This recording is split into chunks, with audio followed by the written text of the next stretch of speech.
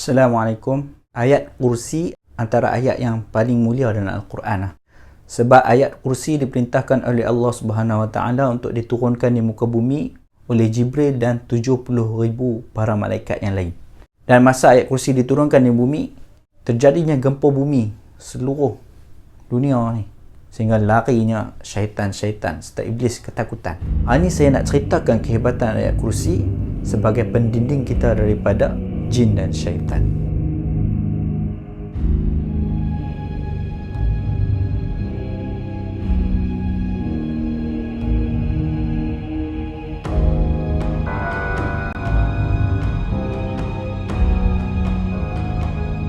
Cerita tentang pengalaman diri saya ni pendek aja mengenai ayat kursi. Saya nak ceritakan salah satu pengalaman diri saya yang mana saya gunakan ayat kursi ni sebagai pendinding diri lah. Pada satu ketika saya dengan isteri saya, masa tu saya tak ada anak lagi. Saya dengan isteri saya sedang berjalan-jalan lah dekat Pasar Karat lah. Dan saya jalan lah. Saya jalan perhati apa semua dekat Pasar Karat tu ada. Dan saya ni suka dengan benda-benda yang macam orang panggil apa? Kerih, pedang, batu-batu. Saya suka benda-benda macam tu. Jadi ada satu tempat tu dia jual kerih, pedang dengan benda-benda lama ni. Batu-batu permata dia jual kat situ. Jadi saya berhenti, saya tertarik lah dengan benda tu.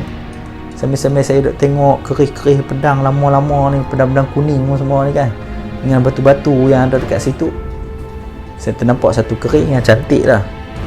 Kerih tu dekat dia punya luar dia, sarung dia tu tulis dengan ayat-ayat Al-Quran, cantik, kerih lama. Jadi bila saya angkat kerih tu, saya nak buka lah. Bila saya nak buka kerih tu, saya buka baru setengah, dia rasa ni angin jin tu rasa ni. Dia main macam tu kan. Saya tutup balik.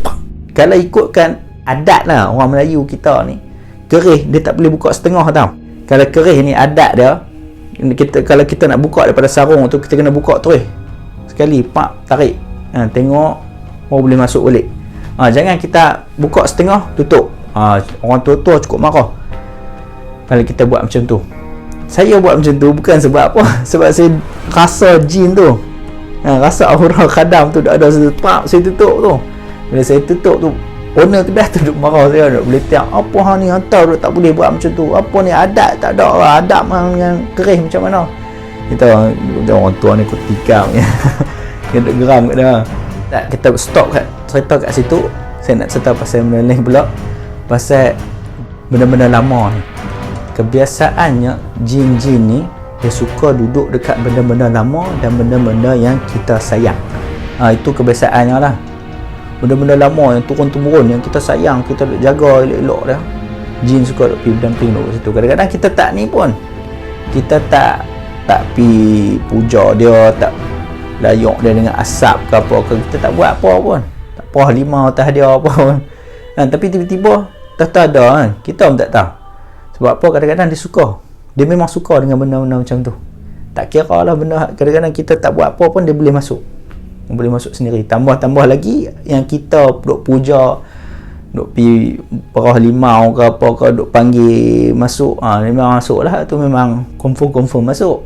Kita tak buat apa pun dia boleh masuk. Kalau kita sayang benda tu, kita memang duk simpan lama, tok nenek kita daripada dulu sampai kita, kadang-kadang dia ada dalam benda tu. Dia duduk saja, dia duduk tumpang, duduk lena, tidur, dibuat mimpi semua.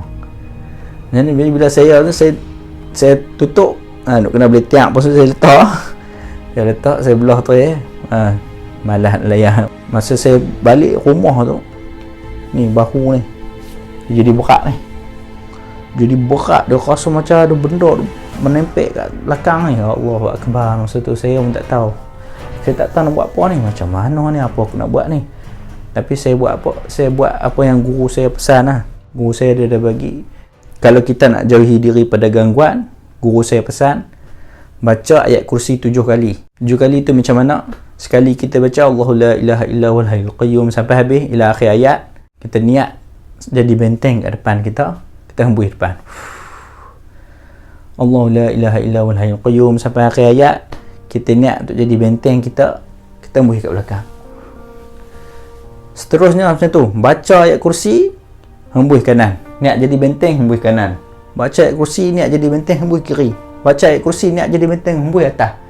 Baca ayat kursi niat jadi benteng hembus bawah. Dan last sekali baca ayat kursi niat supaya seluruh badan kita Allah Ta'ala jaga dengan ayat kursi tu. Kita baca, kita telan, kita sedut habis hembus kat tapak tangan dan sapu seluruh badan. Saya buat macam tu. Bila saya buat macam tu, alhamdulillah benda tu dia hilang, dia langsung hilang.